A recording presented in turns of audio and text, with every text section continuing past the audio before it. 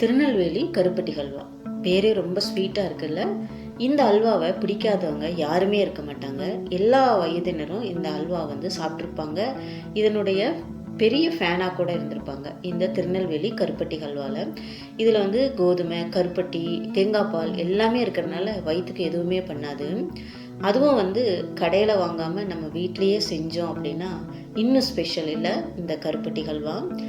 இது இதனுடைய ப்ராசஸிங் பார்த்திங்கன்னா கொஞ்சம் லென்த்தியாக தான் போகும். ஆனால் என் ப்ராடக்ட் சூப்பராக சாட்டிஸ்ஃபையிங்காக இருக்கும். இந்த திருநெல்வேலி கருப்பட்டி ஹல்வாவை நம்ம எப்படி செய்கிறதுன்னு பார்த்துடலாம். எல்லாருக்கும் ஒரு பெரிய ஹாய். இந்த திருநெல்வேலி கருப்பட்டி ஹல்வா எப்படி செய்கிறதுன்னு நான் உங்களுக்கு சொல்லித்தரேன் வாங்க. இதுக்கு நான் சம்பா கோதுமை எடுத்திருக்கேன். அதில் தான் அல்வா டேஸ்ட்டாக வரும். இது ஒரு 1/4 கிலோ கோதுமை, நல்லா முழுசாக சுத்தப்படுத்தின கோதுமையாக எடுத்துக்கோங்க. இந்த 1/4 கிலோ கோதுமையை ஒரு 8 மணி நேரம் ஊற வைக்கணும். பாருங்கள், இப்படி அமுத்துனீங்க அப்படின்னா இதிலே மாவாயிடணும். அந்த கோதுமை அந்த அளவுக்கு ஊறி இருக்கணும். அப்போ தான் பால் நல்லா திக்காக கிடைக்கும் நமக்கு. 8லேருந்து 9 மணி நேரம் ஊற வைக்கணும். நான் கொஞ்சம் ஜாஸ்தியாக ஊற வச்சுட்டேன், அதனால் ரொம்ப மாவாயிடுச்சு எனக்கு. நீங்கள் ஒரு 9 மணி நேரம் ஊற வச்சிங்கன்னா போதும். இது நல்லா ஊறினதுக்கப்புறம் கிரைண்டரில் போட்டு நல்லா அரைச்சி எடுத்துக்கோங்க. நல்லா மையாக அரையணும். அப்போ தான் பால் நல்லா திக்காக கிடைக்கும். இப்போது நான் ரொம்ப நேரம் ஊற வச்சனால எனக்கு அது உளுந்து மாவு மாதிரி ரொம்ப நுறையா வந்துருச்சு. ஆனால் பால் நிறையா வந்தது. பாருங்கள், அப்படியே நுரையாக வந்துருச்சு. நீங்கள் ஒரு 9 மணி நேரம் ஊற வச்சுக்கோங்க போதும். இப்போது நல்லா அரைச்சி எடுத்து வச்சிட்டோம். இந்த எடுத்து வச்சதை வடிகட்டி வச்சு இந்த பாலை மட்டும் தனியாக எடுத்துக்கலாம். அந்த திப்பி தனியாக போயிடணும். பால் மட்டும் தனியாக எடுத்து வச்சுக்கலாம். கொஞ்சம் கொஞ்சமாக போட்டு நல்லா வடிகட்டி எடுத்துக்கோங்க. எந்த ஒரு முழு கோதுமையோ அல்லது அந்த உமியோ எதுவுமே அந்த பாலில் விழுந்துடக்கூடாது. விழுந்துருச்சுன்னா அல்வா ஒரு மாதிரி கடிப்படும் பொழுது நல்லா இருக்காது. இப்போ இந்த பாலை நல்லா வடிகட்டி எடுத்துட்டோம். இந்த பாலை என்ன பண்ணுங்கள், நல்லா ஒரு கலக்கிட்டு இன்னொரு முறை கூட வடிச்சுக்கோங்க. வேணும்னா நீங்கள் வடித்து ஒரு மூடி போட்டு இதையும் ஒரு 8 மணி நேரம் புளிக்க வச்சிடணும். இந்த 2வது முறை வடிக்கிறது எதுக்குன்னா, மறுபடியும் பாலில் ஏதாவது திப்பி ஏதாவது இருக்கா அப்படின்னு பார்க்குறக்கு தான்.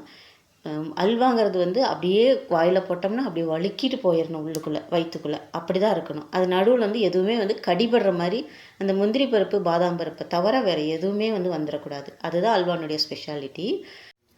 இந்த வடித்த பாலை நல்லா மூடி போட்டு 8 மணி நேரம் புளிக்க வச்சுருங்க. புளித்து எடுக்கும் பொழுது பார்த்திங்கன்னா பால் எல்லாம் கீழே செட்டில் ஆகிருக்கும். அந்த தண்ணி மட்டும் மேலே அப்படியே தெளிஞ்சு நிற்கும். இப்போ அந்த தண்ணியை நம்ம அப்படியே அழகாக வடித்து எடுத்துடலாம். நம்ம கீழே இந்த திக்கான பால் மட்டும்தான் நமக்கு அல்வா செய்கிறதுக்கு தேவை. இந்த தண்ணியை வடித்து எடுத்துடலாம். பாருங்கள், கீழே தெரியுதா உங்களுக்கு? அந்த திக்கான பால் இது மட்டும்தான் நமக்கு தேவை.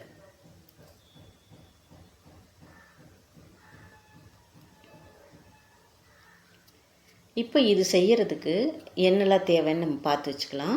இவ்வளோ தான் நமக்கு பால் கிடச்சிருக்கு.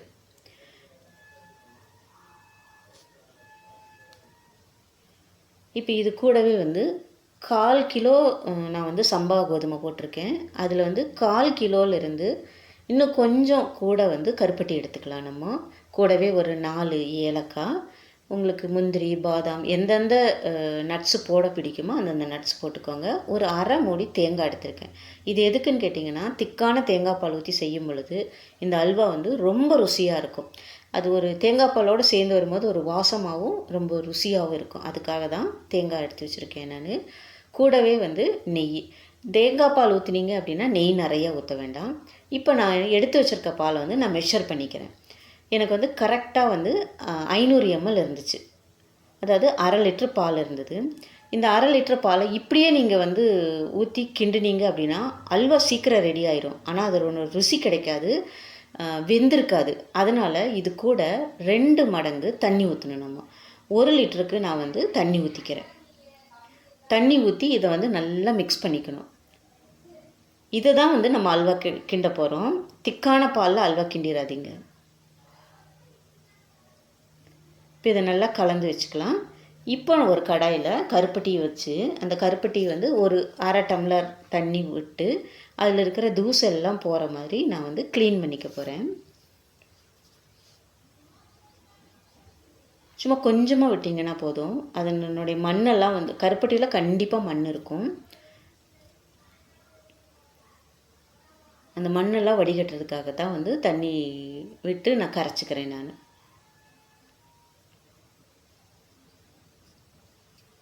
இப்போ இது வந்து கரைஞ்சிருச்சு. கரைஞ்ச வடிகட்டியை கருப்பட்டியை வந்து நான் வந்து வடிகட்டி எடுத்து வச்சுக்கிறேன் நான்.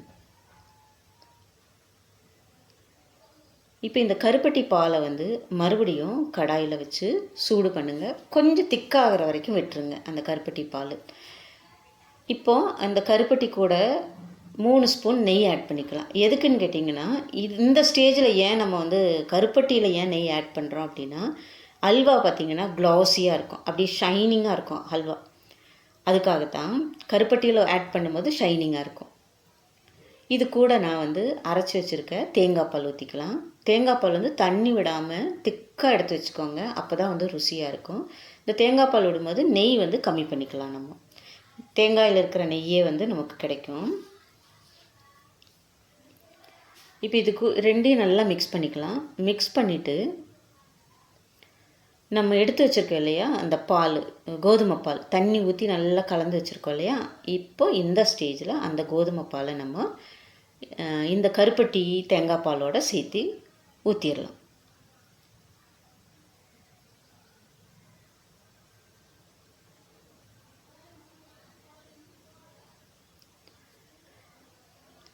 இப்போ இந்த ஸ்டேஜில் இருந்து நம்ம எங்கேயும் நகர முடியாது. ஏன்னு கேட்டிங்கன்னா, இது கொஞ்சம் நேரம் கீழே தங்கினாலும் இது வந்து அடி பிடிச்சிரும். அதனால் பக்கத்துலேயே நிற்கணும். இந்த ஸ்டேஜ்லேருந்து பக்கத்துலேயே நிற்கணும். பால் ஊற்றின அடுத்த செகண்ட்லேருந்து கிளறிட்டே இருக்கணும். இப்படியே கிளறி கொடுத்துக்கிட்டே இருந்தீங்க அப்படின்னா தான் கடாயில் ஒட்டவே ஒட்டாது. அவ்வளோ அழகாக உங்களுக்கு வந்து அல்வா வந்துடும். தீ வந்து கொஞ்சம் மீடியம் ஃப்ளேமில் வச்சுக்கோங்க. ரொம்ப ஹையாகவும் வேண்டாம், ரொம்ப லோவாகவும் வேண்டாம். ரொம்ப ஹையாக இருந்ததுன்னா சீக்கிரம் வெந்த மாதிரி இருக்கும். ரொம்ப லோவாக இருந்ததுன்னா ரொம்ப நேரம் எடுத்துக்கும். அதனால் மீடியம் ஃப்ளேமில் வச்சுட்டு நல்லா கிளறிட்டே இருங்க. பாருங்கள், எனக்கு ஒரு 15 நிமிஷம் கழித்து இந்த பக்குவத்துக்கு வந்துருச்சு. இப்போ கொஞ்சம் திக்காயிருச்சு. மறுபடியும் வந்து அதே ஃப்ளேமில் இருக்கட்டும், எதுவுமே ஜாஸ்தி பண்ணிட வேண்டாம். மறுபடியும் கிளறிட்டே இருங்க. இது கிளறும் போது எந்த வேலையும் செய்ய முடியாது. இது மட்டும்தான். மற்ற வேலையெல்லாம் நீங்கள் முடிஞ்சால் சாப்பிட்டு கூட வந்து நின்று கிண்டுங்க. குறைஞ்சது 1.5 மணி நேரமாவது ஆகும்.